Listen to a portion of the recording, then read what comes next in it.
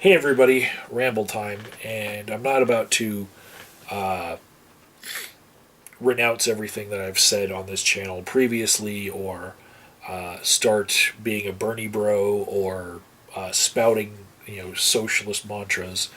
No, that's not going to happen. But I'm going to give a different perspective on why someone might think that universal health care is the way to go, and it's inevitable.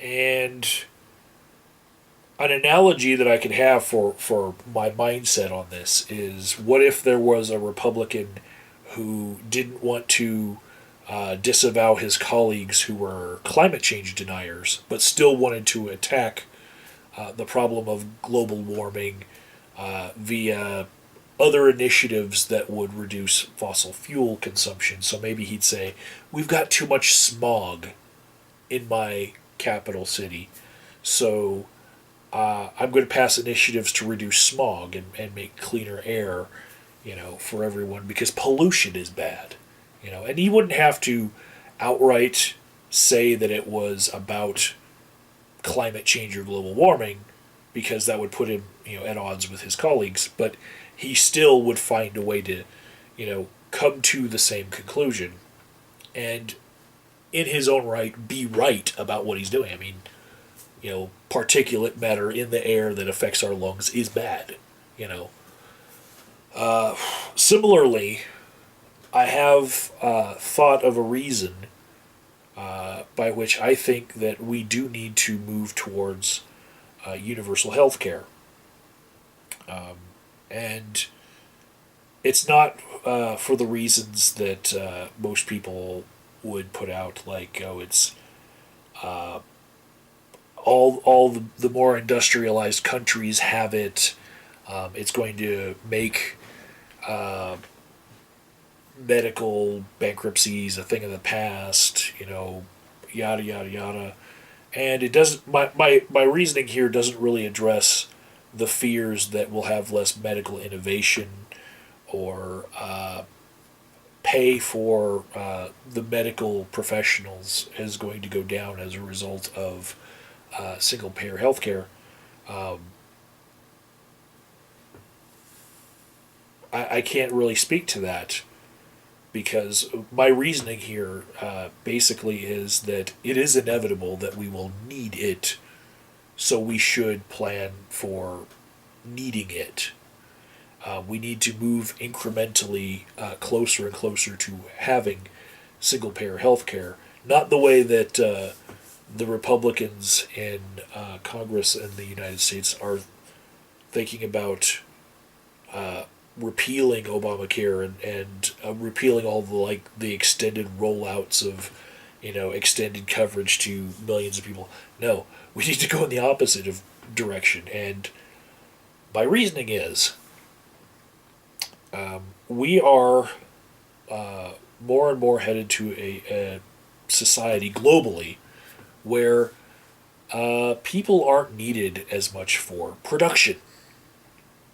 And whether it be robotics and just less factory workers needed, or actual robots taking our jobs, or software streamlining things to the point where we're just no longer needed to think about better solutions for a lot of things. Human beings are becoming obsolete, and prior to the Trump administration, Republicans used to deride the Democrats for having skewed numbers as far as unemployment, and they were saying that they were hiding the true unemployment figures by not counting retired people or people that left the workforce for more than a year, so they're not really looking for a job anymore. They're just content where they are, or they haven't joined the workforce yet, so we're going to still consider them students, or all the other different things that they accused the Democrats of using.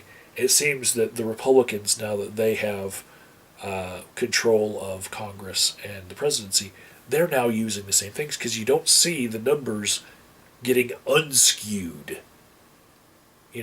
in a dramatic sense where like, oh no, the reason why there was this huge jump in unemployment was because they were just counting wrong on the previous administration. No, they're putting out the same bullshit numbers, because no political faction wants it known that they were the ones that were in office when these horrible unemployment numbers happened. So they each tend to use the same skewed math in order to reduce the unemployment rate, but only technically because it's just about the way that they're counting, right?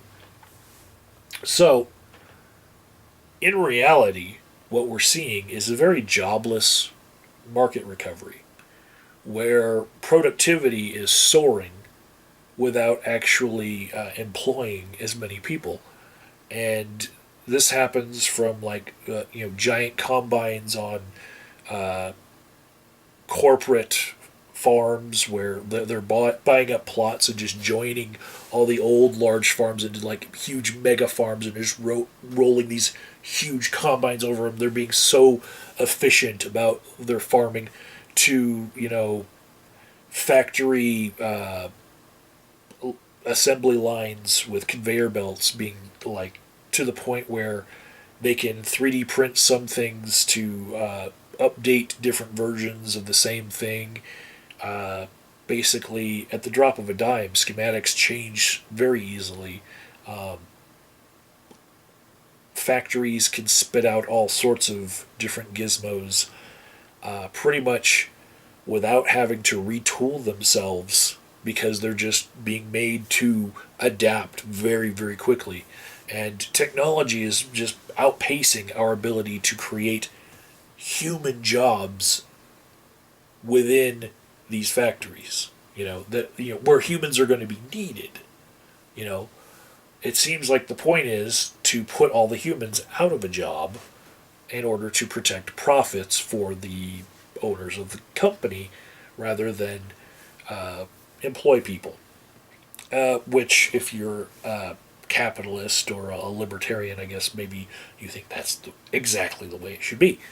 But the problem we're going to have is not many people being able to afford anything, except for those things that the technology has brought the cost down so low that the standard of life is raised for those who are in the most abject poverty. Um, Such as there being free Wi Fi everywhere in my city, and it doesn't cost that much to get a smartphone, say, from a pawn shop or even going to one of the free Obama phone dealers where you just get a free phone and then you can just surf the internet all fucking day. Well, the internet didn't exist fucking 15 years ago the way that it does now, and the internet itself is like connection to the world's largest library in the world, and it's also being connected to local information such that you have every map you ever needed. Map companies are going to become obsolete too. Um, those that printed their maps. But it also it lowers the price of certain food items because they're being farmed en masse. It's bringing the prices down for these awesome technologies that you know we couldn't even like conceived of in the beginning of my lifetime, and now they're here, and it's bringing them down to the level where someone who is poor can afford it. So, like at the same time as I'm worried about jobs and people's ability to afford things, I'm realizing that the standard of living is still going up, even though our pay isn't matching inflation. You know, inflation is soaring past everyone's raises in their job, um, and it's getting to the point where there's so many jobless out there that, especially in my field in addictions, I'd say 99% of the people that I see that do get billed for have Medicaid. You know, And a lot of them have it due to the expansions under the Obamacare rollouts. And if those were to get repealed, those people would lose their health care. And they would have nothing. And there would be nothing taking people off the streets and putting them into emergency rooms and detoxes and then transferring them over to treatment centers, and rehabilitating them to put them back into the workforce. No, they just stay out there on the streets doing their drugs. Drinking every day off of the scraps they're able to beg for with their cardboard signs, flying a sign up and down main busy streets, trying to guilt rich people into throwing out $1 so that they can go buy some more hooch.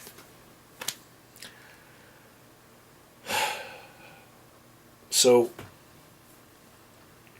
what I'm saying here is, it's not that I would have chosen universal health care right away. In fact, being in a healthcare profession, I very much fear that when costs are renegotiated and careers are basically navigated away from healthcare, we're gonna find a different world that we live in instead of the one where I'm now living a little bit more comfortably because I decided to pursue that well-paying job. And so it's not something that I'm arguing for because it's going to benefit me personally. It's something that I'm arguing for because it's if we don't do it, we're going to have this huge dilemma of so many people not having access to healthcare because most people's healthcare right now under the current system comes from them having a job. Their employer is very much a part of this equation, and if they don't have an employer, then they can't get healthcare, and I can't bill for it if you take away their healthcare because they don't have a job and they don't have Medicaid. Then they fall through the fucking cracks, and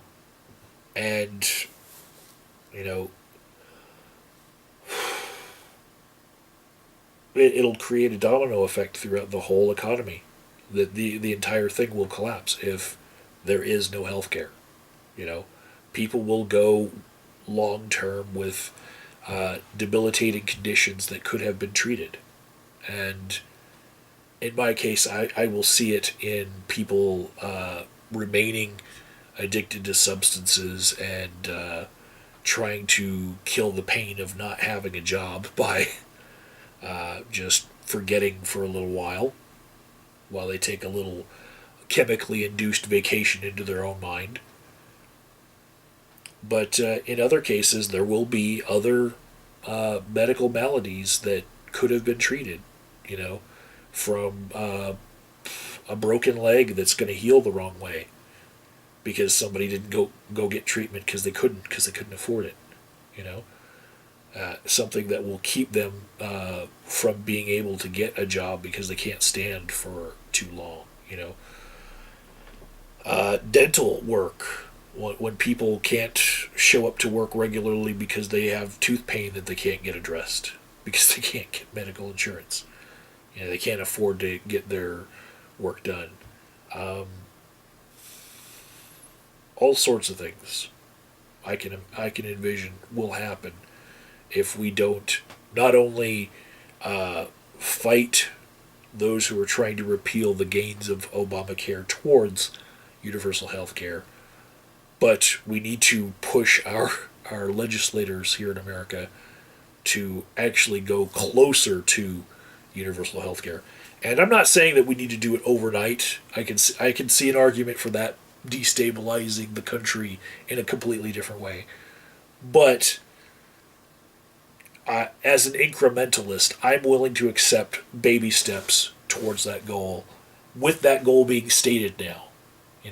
Previously, I might have just in the back of my head thought this stuff, but I'm willing right now to I'm at the point where I don't care if the end goal, this slippery slope, is known, you know. And I feel like that's this common ground that I can have with somebody who is more the Bernie bro type Democrat, the more leftist liberal Democrat. We have this common ground where, yeah, like, yes, I will agree that is the goal that we need to work for. We might have different reasons, you know. I, for me, it's thinking of like a technological singularity where we're all going to be out of a job, so we have to have some way to get our health care. And if it's not through our jobs, then what? You know. And as far as the Bernie Bros are concerned, you know, it's like the human suffering arguments and the arguments about how it's worked in other third world countries and we'd be better off with it than the system that we have right now and all that. It doesn't matter that I don't agree about the specifics at this point for me. It's that I agree about the goal and that we need to get there. And hopefully, I can bring a couple of those Bernie Bro friends of mine to that same table and just say, you know, let's work towards this and what are the steps that we need to take? You know, what things do we need to support along the way? And hopefully the talks don't shut down on the lines of, well, you don't want everything right away, so we're not going to be talking to you, you know, because we need universal health care yesterday, you know, and there's something to be said for baby steps. You know what the farmer said to his donkey? Patience, jackass, patience. Laters.